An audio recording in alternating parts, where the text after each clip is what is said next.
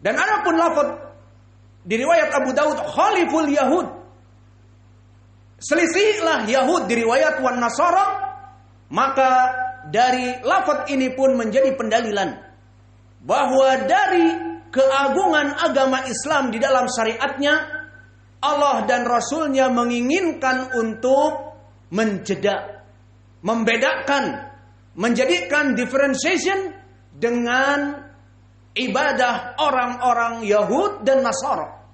Maka banyak di dalam adilah yang lainnya.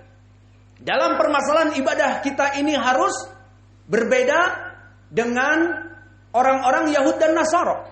Maka telah terdahulu di pelajaran As-Siyam dari keutamaan As-Sahur disebutkan oleh Nabi dari sahabat Sahal ibnu Sa'ad di saat berbuka, maka dikatakan oleh Nabi yang hadisnya muttafaqun alaih, la yazalul ummati ala khairin malam yang tadir bi fitrihi an-nujum, ataupun dengan lafaz la yazalu ummati ala khairin istijal anil iftar malam yang tadir an-nujum. Maka umatku selalu dalam keadaan sunnah di saat menyegerakan iftar, di saat menyelisihi al-Yahud, karena di riwayat Ibnu Huzaimah fa innal yahuda yuakhiruh, karena kelompok Yahudi mereka mengakhirkan. Maka di dalam hadis ini dari permasalahan berbuka puasa diperintah oleh Nabi untuk menyelisihi Yahudi karena mereka mengakhirkan iftar sampai terbitnya bintang. Adapun kaum muslimin maka dengan terbenamnya matahari. Dan begitu pun di dalam permasalahan sahur, seperti hadis yang sahih dikeluarkan Ashabus Sunan bahwa al-farqu bainana wasiyami ahlil kitab al-yahud wan nasara aklatas sahur. Bahwa penjeda dan pembeda antara puasa kita dengan puasa orang-orang musyrik kafir al-yahud wan nasara adalah memakan sahur. Maka dari sini menjadi penjalilan. Dari segi ibadah yang sama, puasa sama ibadah. Seperti disebutkan di surat Al-Baqarah, ya ayyuhalladzina amanu kutiba alaikumusiyam kama kutiba alal ladzina min qablikum. Seperti kami perintahkan kepada umat sebelum kalian.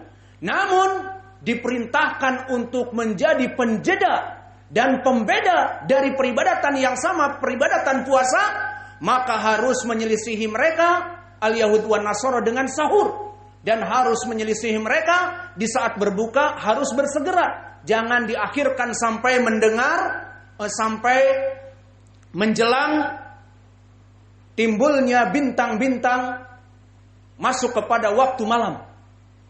Dan begitu pun di dalam permasalahan lifestyle, gaya hidup. Maka di dalam hadis disebutkan qasus syawarib wa wafrul liha khaliful yahud. Selisihilah Yahudi. Selisihilah orang Yahud dalam lifestyle kalian, gaya hidup kalian apa? Yang mana mereka memanjangkan kumis-kumis mereka dan mencukur jenggot mereka. Seperti gambarannya Albert Einstein yang masyhur gambarnya seperti itu. Maka kumisnya panjang sampai masuk kepada mulut jika makan, adapun jenggotnya klimis. Maka itulah gambaran Yahud. Diselisihi kata Nabi, wafru al-liha wa qassu syawarib. Potonglah jenggot-jenggot kalian, kumis-kumis kalian dipotong, qassu yang melebihi dari mulut, dan wafrul liha di riwayat uful liha, di riwayat uful liha, semuanya fi'lun amr, memberikan makna wajib untuk dipanjangkan jenggot. Maka ini dari contoh lifestyle kita harus menyelisihi al-Yahud wan Nasara. Bahkan dalam permasalahan ibadah seperti puasa, kita selisihi di waktu sahur. Mereka tidak sahur, kita sahur. Kita selisihi di waktu berbuka. Kita berbuka dengan tenggelamnya matahari, mereka berbuka dengan timbulnya bintang-bintang. Dan begitu pun di sini. Di lafaz Abi Daud khaliful Yahud, di riwayat wan Nasara, di riwayat Ibnu Hibban, selisihilah Yahudi dan selisihilah Nasara dalam apa?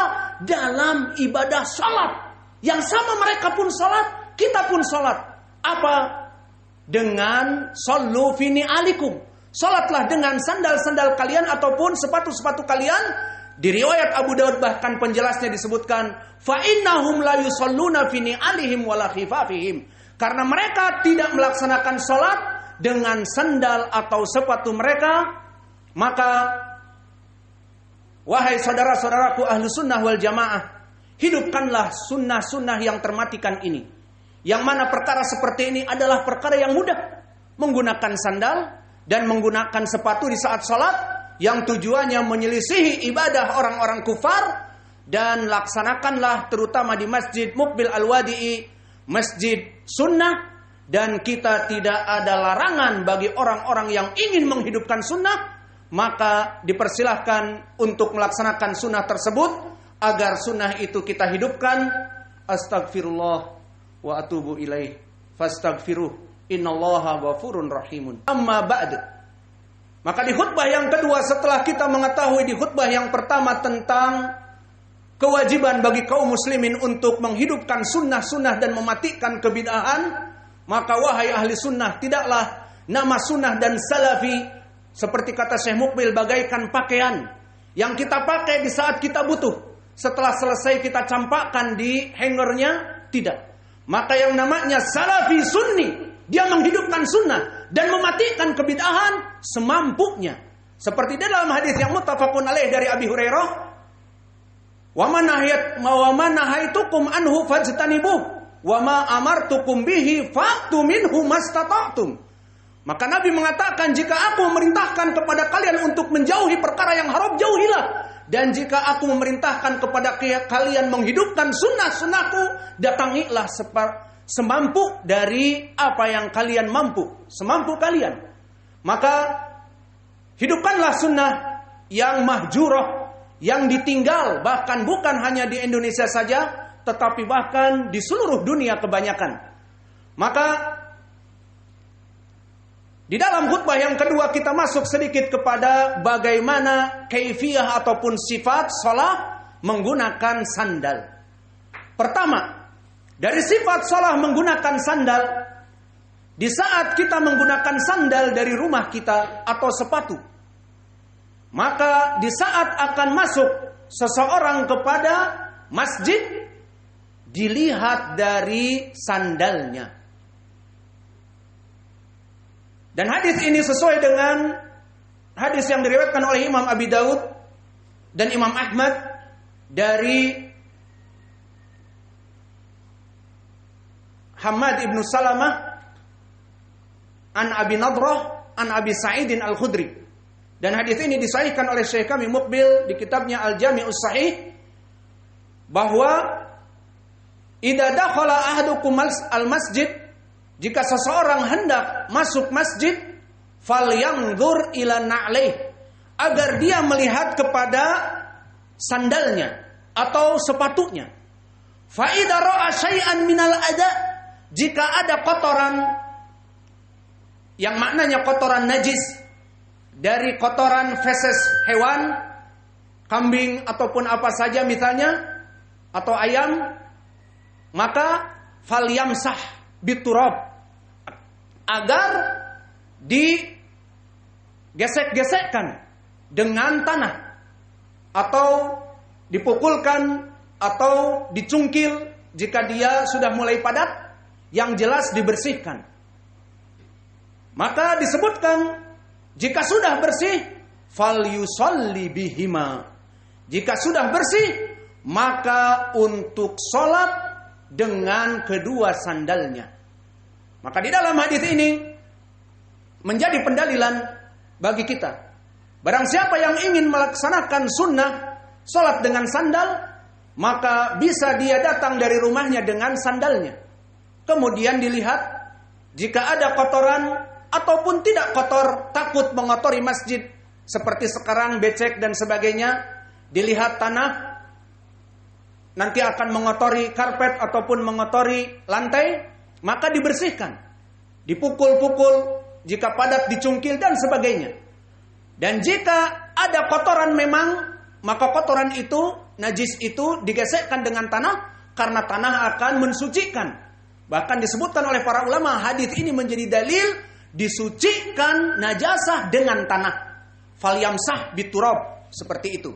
Dibersihkan dengan turab ataupun tanah.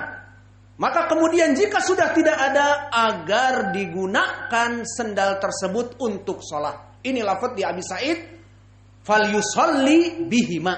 Jika sudah bersih, agar sholat dengan kedua sandal tersebut. Dan begitu pun bagi saudara-saudara kita yang memang sandalnya di masjid, terutama ahlus sakan, maka tidak apa-apa untuk melihat sandalnya. Bisa jadi ada yang kotor, kemudian sholat dengannya. Yang jelas sholat dengan ni'al, aturannya yang tadi kita sebutkan, agar dia melihat apakah ada najis atau tidak. Tidak sembarangan orang datang dari rumahnya, berjalan, kemudian langsung masuk masjid, langsung sholat. Akhirnya menjadi kotor. Ini akan menjadi fitnah yang besar, terutama orang-orang awam yang melihat, orang ini datang masuk ke karpet masjid, kotor dengan tanah-tanahnya. Atau datang seseorang dari WC, yang mana kita menyediakan misalnya sandal-sandal untuk WC, dia datang dengan sandal atau sepatunya ke WC yang basah, kuyup, kemudian datang ke masjid basah dan diragukan kotor mungkin dari air kencing dan sebagainya. Maka tidak seperti itu sunnahnya. Sunnahnya seperti di hadis Abi Sa'id Al-Khudri, agar dibersihkan dari an-najas, atau dibersihkan dari perkara-perkara yang kotor. Kesimpulannya, orang yang sholat menggunakan sandal dalam keadaan bersih, suci, tidak mengotori dari lantai dan tidak mengotori dari karpet. Ini yang pertama. Adapun dari perkara yang kedua, jika seseorang sudah melihat dalam keadaan sandalnya atau sepatunya itu dalam keadaan bersih, namun dia tidak ingin melaksanakan sholat dengan sandal dan sepatu, karena mungkin dia sudah sering melaksanakannya, ingin dia melaksanakan seperti Nabi, kadang-kadang telanjang kaki. Maka agar disimpan jika berjamaah menjadi makmum di antara dua kakinya. Maka hadis ini telah datang, diriwayatkan oleh Ashabus Sunan, oleh Abu Dawud dan yang lainnya, dari sahabat Abu Hurairah, di mana Rasulullah sallallahu alaihi wasallam bersabda, "Idza kana ahadukum yusalli fala yada' na'laihi an yaminihi wala an yasarihi, walakin an yada'a baina rijlaihi." Maka jika seseorang hendak sholat dan dia tidak ingin melaksanakan sholat dengan sandalnya, maka dibawa sandalnya yang sudah dibersihkan tadi, kemudian dia menjadi makmum, maka tidak disimpan di sebelah kanannya, karena di hadis disebutkan satakunu an yasari rajul, dia akan menjadikan di sebelah kirinya seseorang, membuat sempit bagi saudaranya yang di kiri dan di kanan. Dan jangan disimpan di sebelah kiri, akan menjadi bagian kanan dari saudaranya.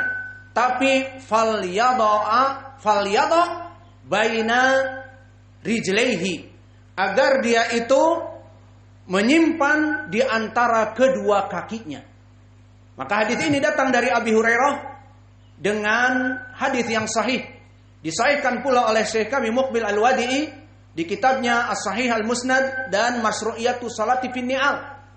Maka ini kaifiyah yang kedua. Maka salat dengan sandal tidak wajib, namun kadang-kadang dibawa sandalnya, tidak dibiarkan di luar seperti itu. Dia salat jika makmum untuk melaksanakan salat di antara dua kakinya. Kemudian kaifiyah yang terakhir, jika dia salat sendirian dan ingin melaksanakan sholat dengan sandal tetapi tidak dipakai, sandalnya dibawa, dan ataupun jika dia menjadi imam, maka imam tidak ada di sebelah dan kanan dan kirinya, kecuali makmum di belakangnya. Maka apa yang disunahkan di sini? Agar dia menyimpan sandalnya di sebelah kirinya. Maka telah datang hadis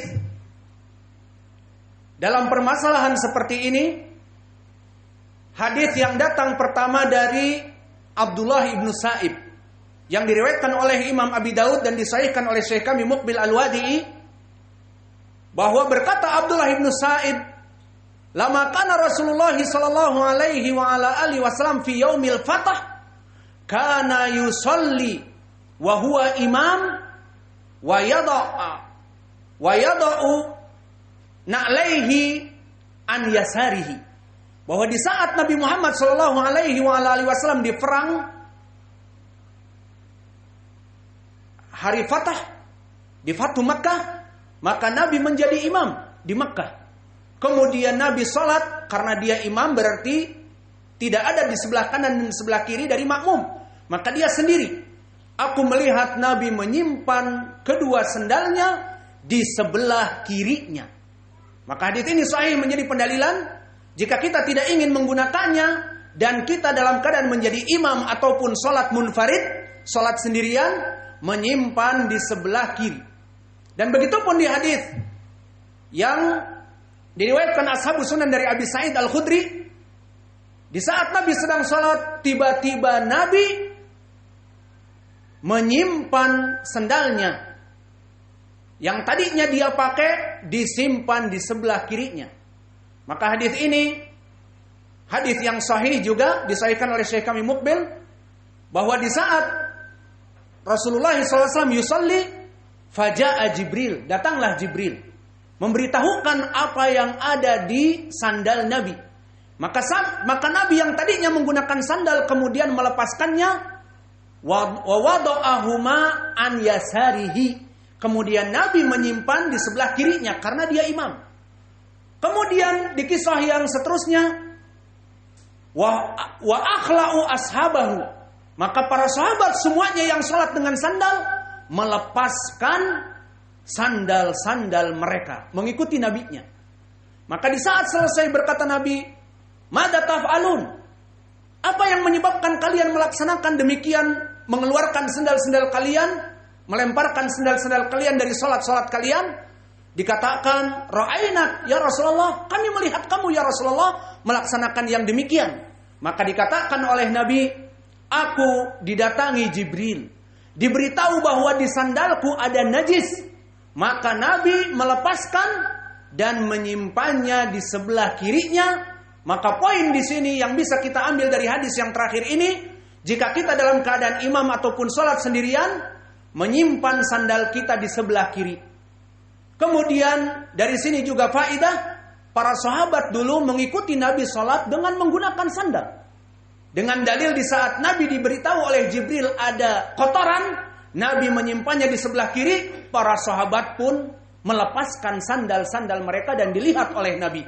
Maka inilah dari sunnah yang termatikan, dan termatikan sunnah ini dikarenakan kebodohan dan kejahilan kita kepada ilmu sunnah. Ataupun yang kedua, faktor X, apa? Malas untuk melaksanakan sunnah. Tahu itu sunnah tapi malas. Dan yang ketiga, faktor XX adalah takut kepada yang mempunyai masjid.